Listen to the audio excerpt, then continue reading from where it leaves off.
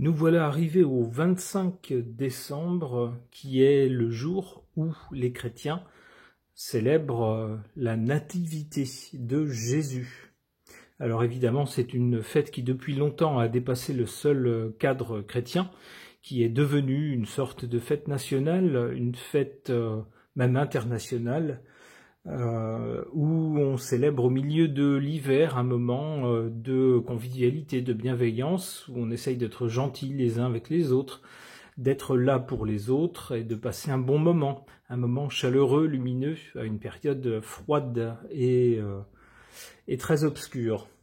Alors qu'est-ce que les cartes peuvent nous dire au sujet justement de Jésus? J'interroge à ce sujet le tarot de Marseille.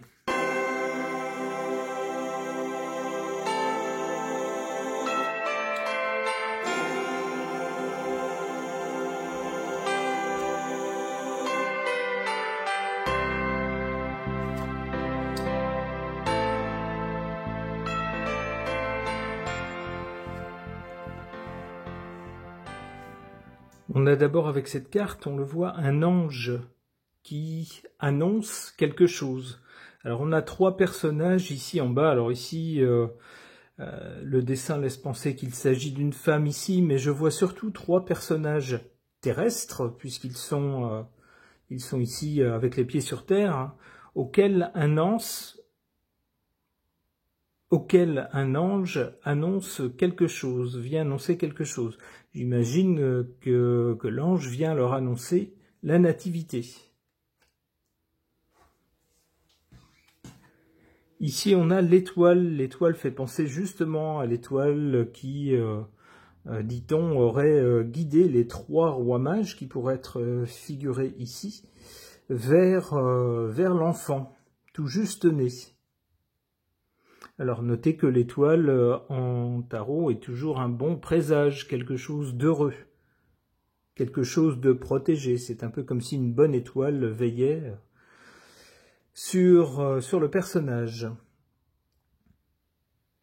En résultat, on a cette impératrice qui semble bien terrestre, elle, et pas du tout, qui n'a rien de céleste et qui a l'air bien moins sympathique que les autres cartes. Alors on peut y voir un pouvoir terrestre, ici, dans lequel s'incarnera ensuite on va dire tout le mythe chrétien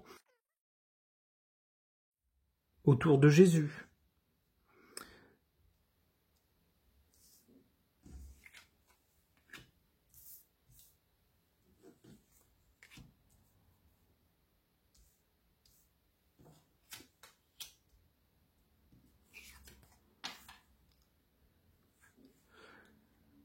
En défaveur de ce personnage de Jésus, on a ici le soleil.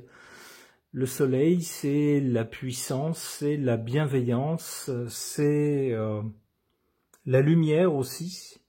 Hélas, on le sait, dans l'histoire de Jésus, ce dernier a été mis à mort. On a donc bien un soleil qui s'éteint, qui faiblit.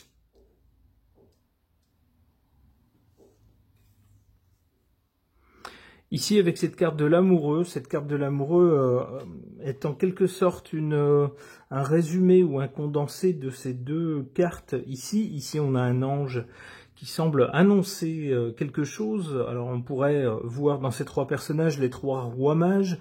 On leur dit « Levez-vous, mettez-vous en route ». Il y a un personnage exceptionnel qui est né. Vous serez guidé par une étoile, ici. Et on voit bien ici, avec cette carte de l'amoureux, trois personnes qui discutent, qui peut-être se demandent s'il faut se mettre en route ou pas, comment il faut y aller, est-ce qu'il faut amener quelque chose, un cadeau par exemple. Et puis au-dessus d'eux, un petit ange qui, avec la flèche, semble désigner la route à suivre, semble montrer le chemin.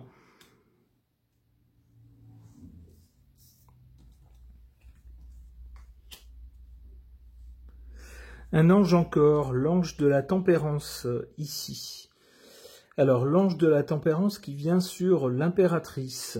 Alors, cette impératrice, je l'ai vue en premier lieu comme un pouvoir temporel, un pouvoir terrestre, dans lequel s'incarnera au fil des siècles qui suivront la religion, s'incarnera la religion chrétienne, une fois qu'elle sera adoptée par Rome, puis se répandra autour du bassin méditerranéen, au nord surtout.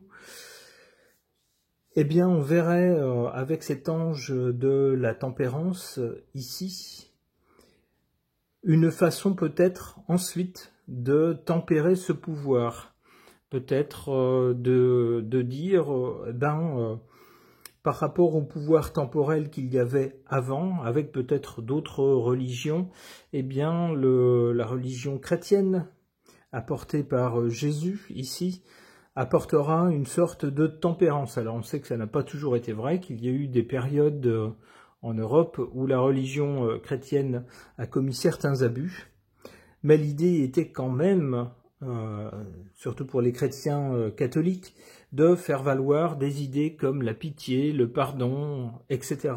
Toutes choses qui vont dans le sens de l'humilité.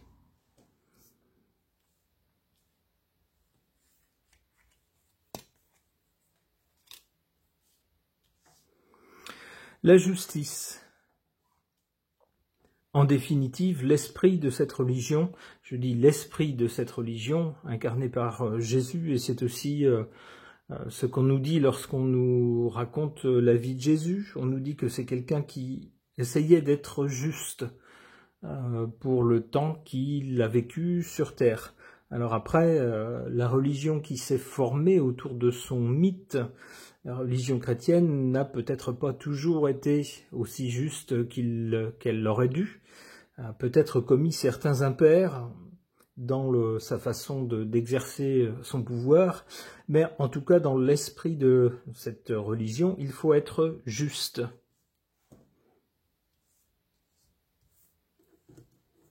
C'est un message de Jésus.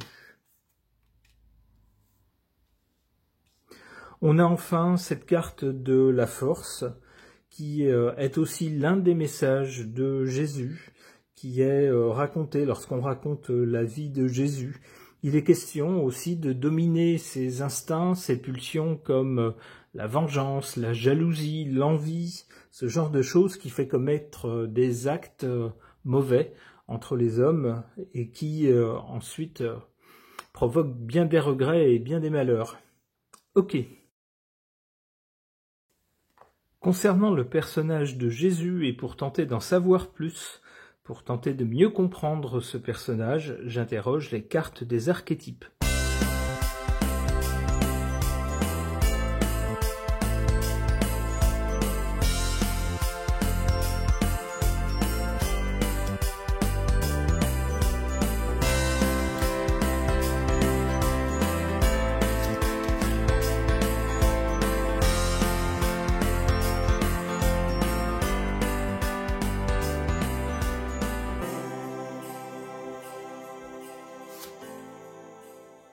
En origine, ici, on a la carte de l'enfant blessé qui nous dit « Éveille la compassion et le désir de se mettre au service des autres ».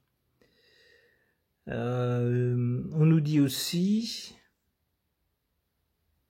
« Ouvre la voie à l'apprentissage du pardon ». Eh bien, ça pourrait correspondre en quelque sorte au message de Jésus. Si l'on suit les épisodes de sa vie tels qu'ils nous sont racontés, on pourrait parler un peu de ce type de caractère, de quelqu'un qui cherche à comprendre les plus faibles, les plus démunis, ceux qui souffrent et qui cherchent à se mettre à leur service, à les aider.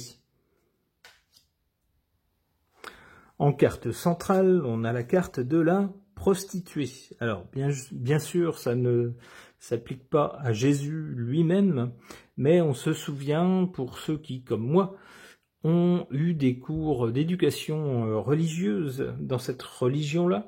On se souvient qu'il y a un épisode de la vie de Jésus qui est relatif à une prostituée que tout le monde rejetait, que les gens contre laquelle les gens en avaient. Et puis Jésus a pris grosso modo sa défense. L'idée, c'est de dire, c'est un être humain comme tout le monde, qui n'a jamais péché, que celui qui n'a jamais péché me jette la première pierre, par exemple. Ça pourrait être un peu le message. L'idée, c'est d'essayer de comprendre les autres et de ne pas trop les juger lorsqu'on n'a pas tous les éléments pour cela. Ici, en résultat, on a cette carte du Père. Alors, le Père, c'est un peu le résultat, on pourrait dire, de ce que laisse Jésus, le résultat de ses enseignements, de sa vie telle qu'elle nous est racontée. C'est-à-dire que c'est quelqu'un qui a inspiré carrément toute une religion et qui est donc, pour les croyants, un peu une sorte de père, un peu une sorte de guide, quelqu'un dont les valeurs sont censées être inspirantes.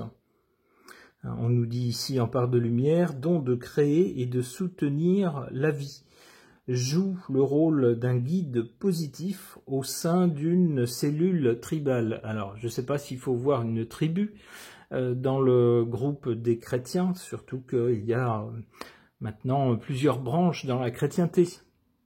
Mais la figure de Jésus reste une figure centrale et inspirante.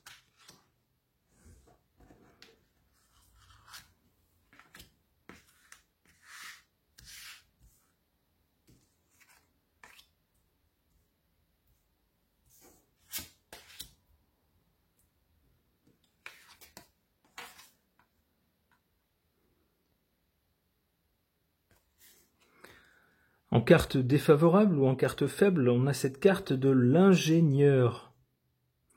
Alors en part d'ombre, pour cette carte de l'ingénieur, on nous dit se fie à des solutions mécaniques sans tenir compte des conséquences émotionnelles.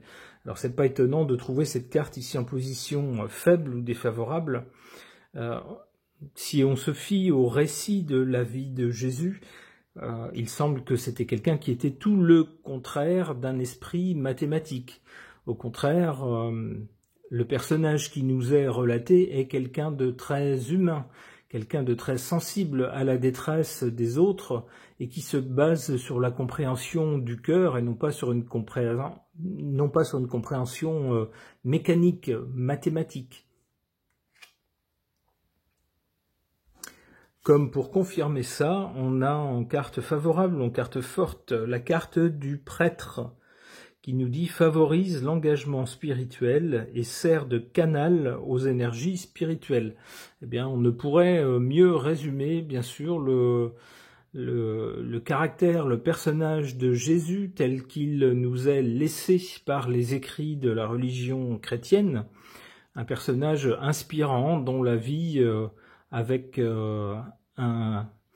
beaucoup d'inspiration, bien sûr, dans sa vie, mais également un drame terrible en fin de sa vie qui a causé sa mort, eh bien, sert à tous les fidèles pour réfléchir justement à la condition humaine, réfléchir à nous-mêmes, à notre place dans la société, à nos rapports par rapport aux autres, et donc favorise un éveil spirituel. Ce tirage est maintenant terminé. Merci de l'avoir suivi.